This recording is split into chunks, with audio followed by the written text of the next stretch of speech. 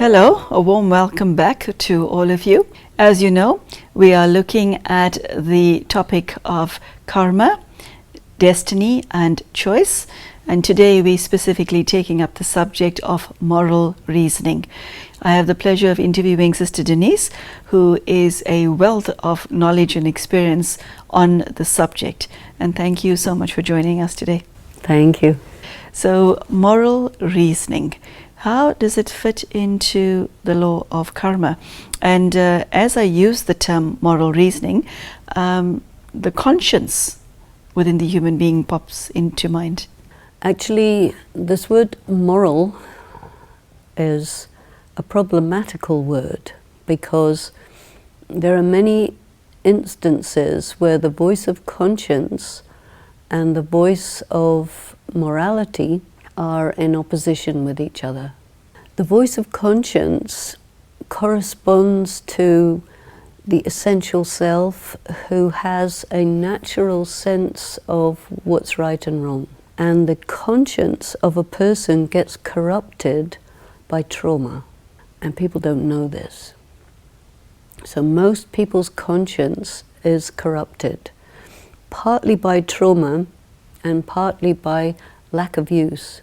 So when people don't listen to the voice of conscience or they go against conscience, then it loses functionality. So this is also something people don't know. When you are unable to get clarity by consulting your conscience, this is where you start coming under the influence of the prevailing moral attitudes of the people around you in your culture, in your religious surroundings and so on. So the ideas of right and wrong created by the elite, usually males in any society, are biased. And because of that, it is not so valid. The morality was created by people who look at a human being as either a male or a female. They don't look at a human being as a spirit who is neither male nor female. Whereas the voice of conscience is nothing to do with your gender. The people who create morality also look at you in terms of your position in the hierarchy of society, and in terms of your color, your race, your wealth, your intelligence level, etc., etc. So it creates a hierarchy, and it favors those who are high on the hierarchy, and it's unfavorable towards those who are low on the hierarchy. And the hierarchy goes beyond just the human hierarchy. It also goes into the animal kingdom, the plant kingdom, and mineral kingdom.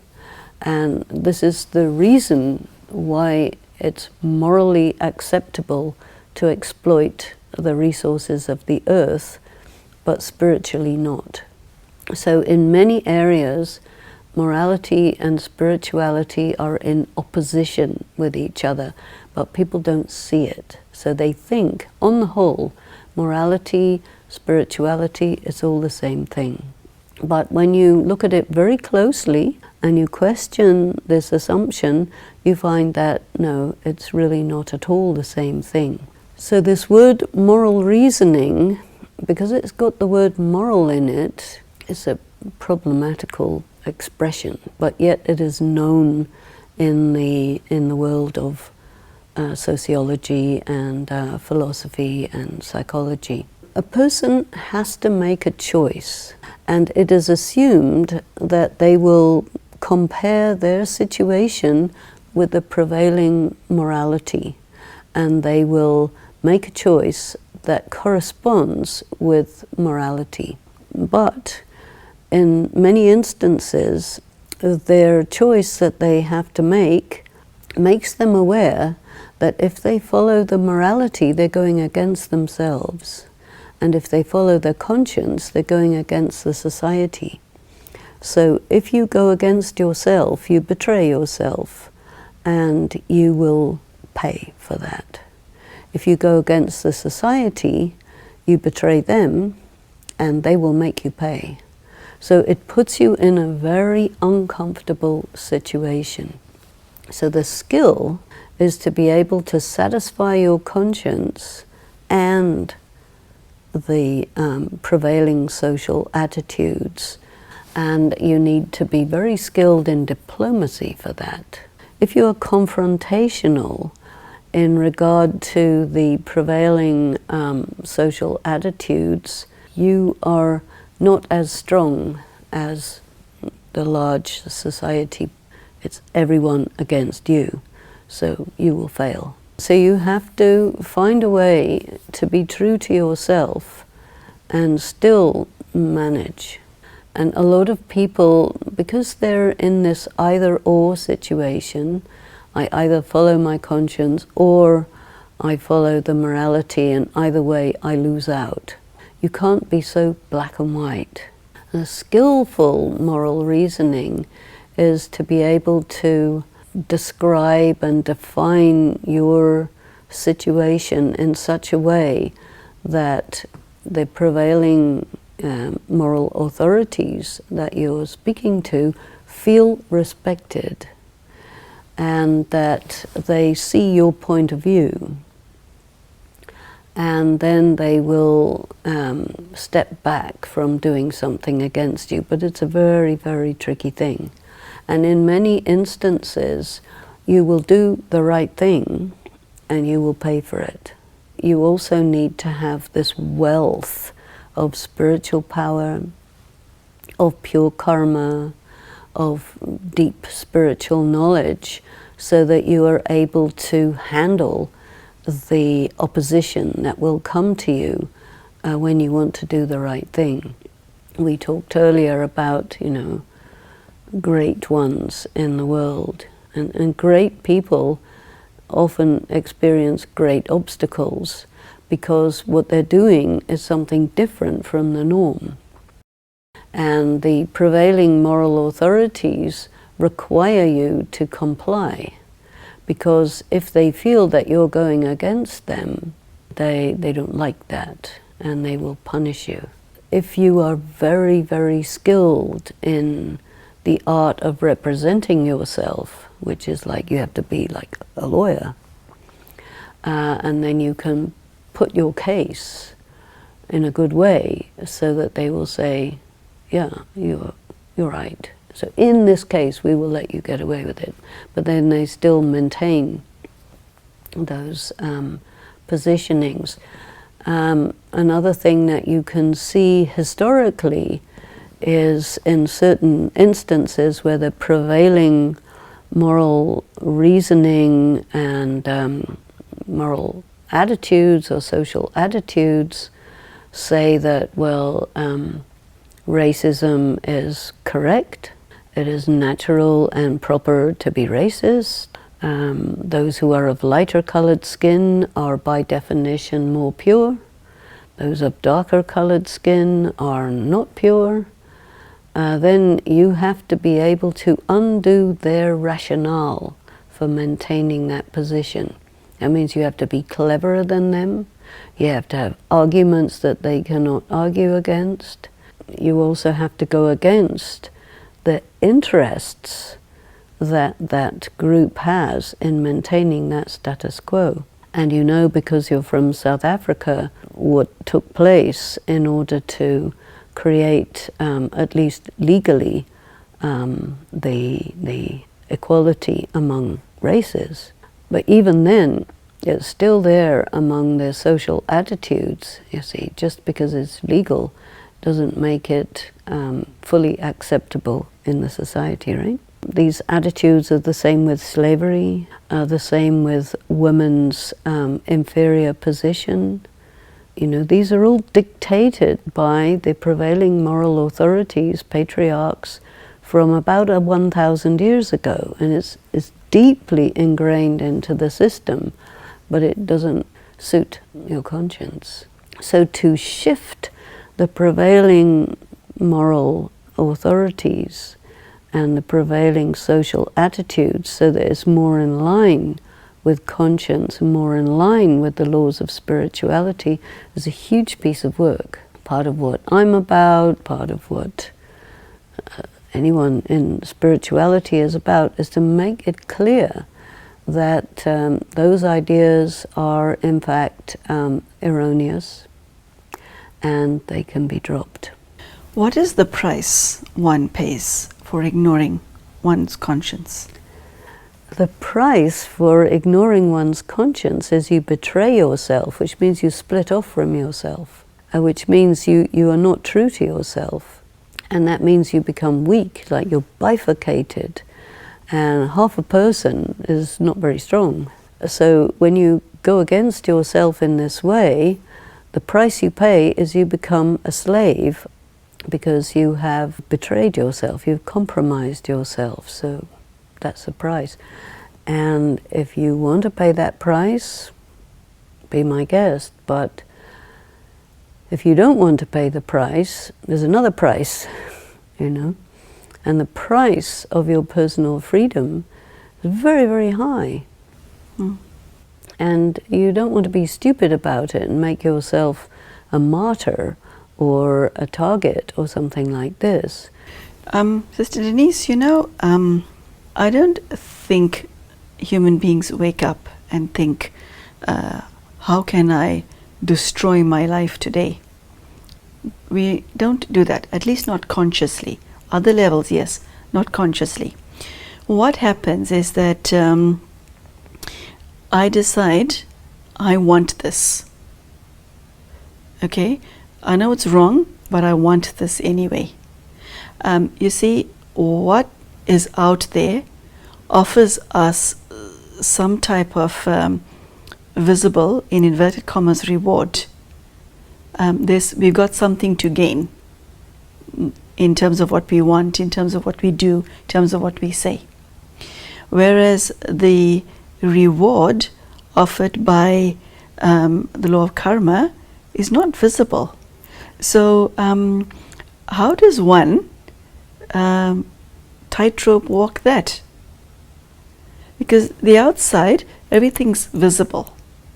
This is why in the traditions, the faith traditions of the East, you get the Buddha saying very clearly that the cause of human suffering is desire. A wise man that.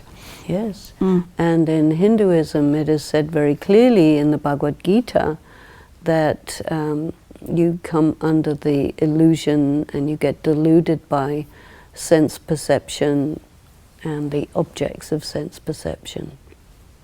So this is the thing. The practice is to be able to detect the intangible and to not be fooled by the tangible. Because okay, hold on. That was very loaded. You have to expand on that. Okay, can I ask you that question in this context? It is human nature to want things for oneself.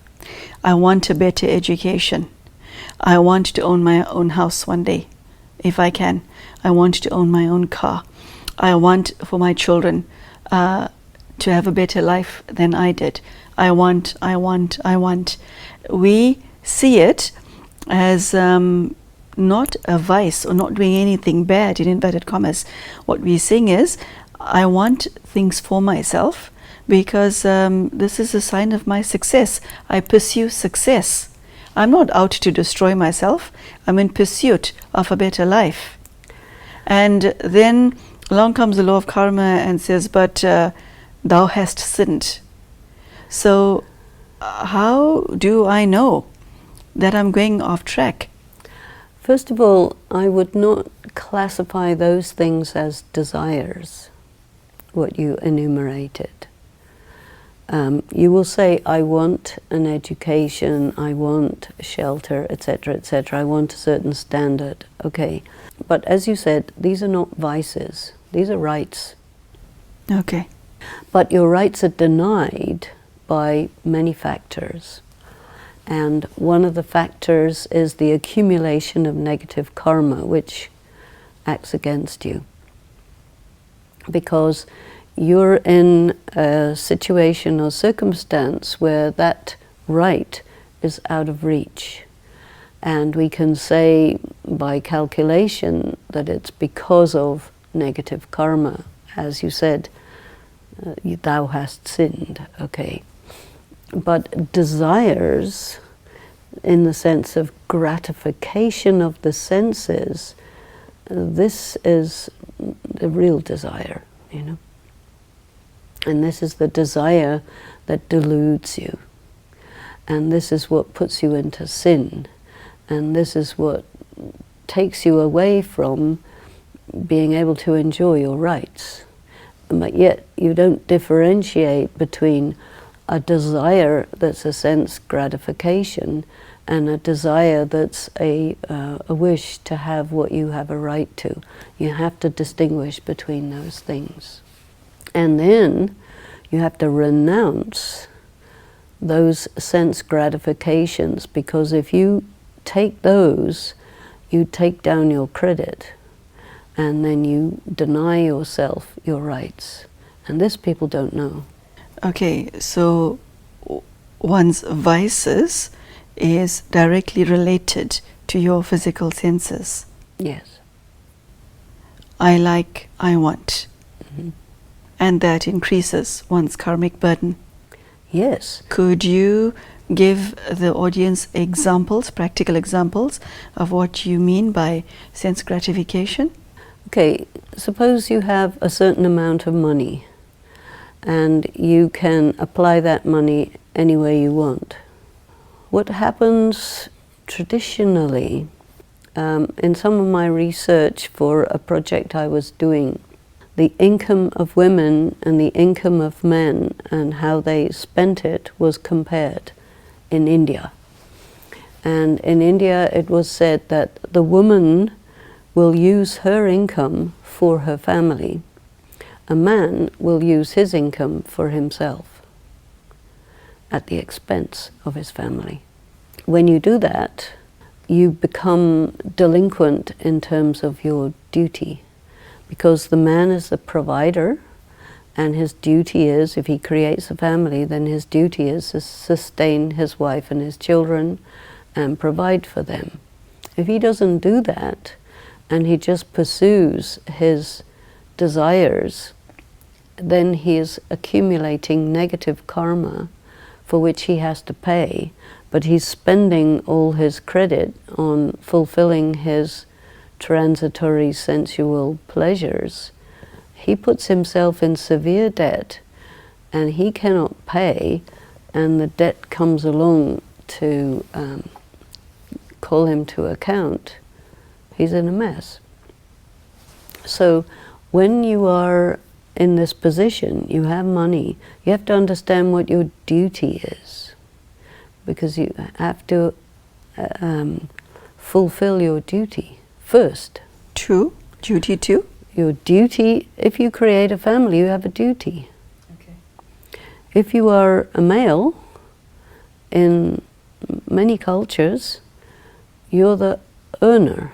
Females are not given the opportunity to earn money, and so the earner is responsible for those who are working but not earning. Because generally speaking, in traditional societies, the women are working without pay. But it doesn't mean that their work has no value. And if the man thinks that, well, she has to work for free anyway, and I don't have any duty, then he hasn't understood anything. Now, in the West, where after the Second World War, when many, many men had been killed and women started to do the work that was normally the area of men, and then things shifted and women found that we have a right to earn our own money, we have a right to have a house, we have a right to vote, we have a right to this or that and the other. We work just as hard as anybody else. We have a right to equal pay for equal work. The society said no, and the women said, why not? What's wrong? Oh, well, you don't need money. I do. Well, you should have a husband. Husband's gone, died, or gone off with a mistress or whatever. I have a family to look after. What are you talking about? I need money. And so this whole traditional system basically broke down because of people's weakness and because of delinquency of fulfilling their duty, negligence. And so then women started to say, yeah, and they're still saying, they're still not getting equal pay for equal work, they're still not having equal opportunities, equal rights, etc., etc. But this is because of an assumption that says, well, you know, women cannot be composers of music because there aren't any. Well, excuse me, they got deleted from the history books. That's why you don't find any. There are so many women writers whose husbands took the rights and put their name on their wives' work and got away with it because the law doesn't favor the woman in a dispute of that nature. Slowly it is changing, but many writers had to use male names in order to get published, like George Eliot, for example, you know. And so in the arts, in the professions, and so on and so forth, the prevailing social attitudes is stacked against those who are lower on the hierarchy, and they are punished for it.